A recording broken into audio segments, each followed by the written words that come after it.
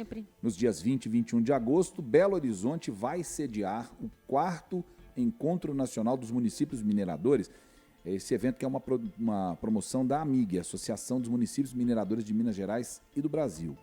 Um evento que vai reunir gestores públicos, especialistas, parlamentares e representantes da sociedade civil para discutir como fortalecer o protagonismo das cidades na gestão da mineração. Gestão da mineração, gente, não é só licenciamento, não é só o pré nem o durante, tem o depois também. Para falar sobre esse assunto, a gente vai conversar com Marco Antônio Lage, presidente da AMIG Brasil, prefeito de Itabira, que está conosco mais uma vez na ponta da linha. Marco Antônio, mais uma vez, prazer falar com você. Seja bem-vindo aqui no Deadline. Obrigado, Luiz Fernando. Boa tarde para você, para Maiara. Peço desculpas de antemão de algum ruído. Estou no aeroporto de Brasília, voltando para Belo Horizonte. Está dando para entender bem, prefeito. Obrigado, viu? Qual que é o objetivo central desse encontro nacional dos municípios mineradores esse ano aqui em Belo Horizonte? Ele talvez seja um dos encontros entre os 6 que já aconteceram ao longo da trajetória da AMIG, e talvez seja o mais importante, exatamente pelo momento que o Brasil vive, a grande discussão que a AMIG tem levado para o Brasil inteiro sobre o modelo de mineração no Brasil, sobretudo agora com as discussões de terras raras, discussão de transição energética interna global, né, onde os minerais raros estão no Brasil, a segunda maior reserva do mundo depois da China.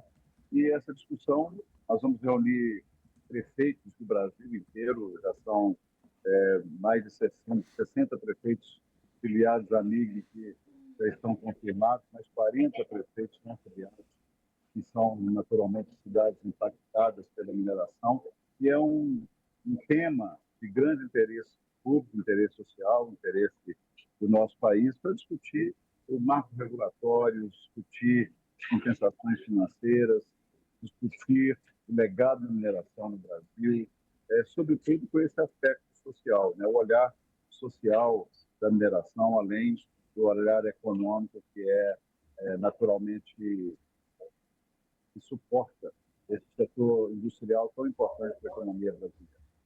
Marco, a inteligência territorial é um dos destaques da programação, né? Eu queria saber como que essa metodologia pode ajudar as cidades mineradoras.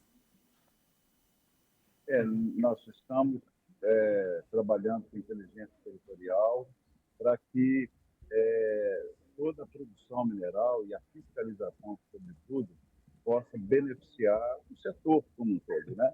Às vezes, quando nós falamos em fiscalização,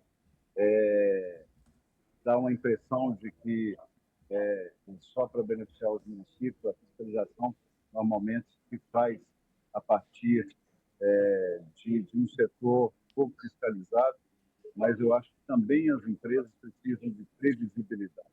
Então, a partir do momento, hoje, por exemplo, nós debatemos hoje um problema enorme para os municípios mineradores, que é uma sonegação da CETEM da ordem de 20 bilhões de reais, conforme o relatório do Tribunal de Contas da União, que é um prejuízo que a União tem, que os estados têm, que os municípios têm, né? São recursos que deveriam ser revertidos para o social, né? Para a educação, para a saúde, saneamento básico, e, de uma certa forma, um dos principais problemas causados da sonegação, por exemplo, é a falta de fiscalização, falta de estruturação da Agência Nacional de Mineração.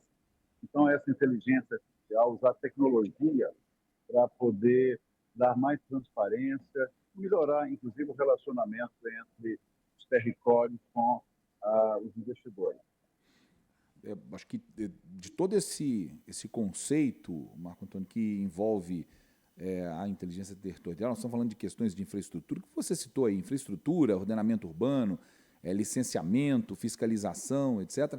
Talvez o mais importante, o mais sensível, talvez, vou mudar a palavra, o mais sensível seja exatamente a questão da diversificação econômica.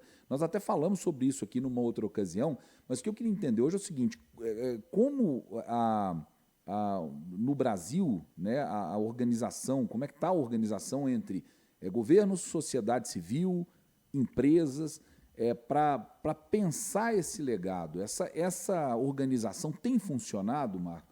Pensando especificamente na questão da diversificação econômica?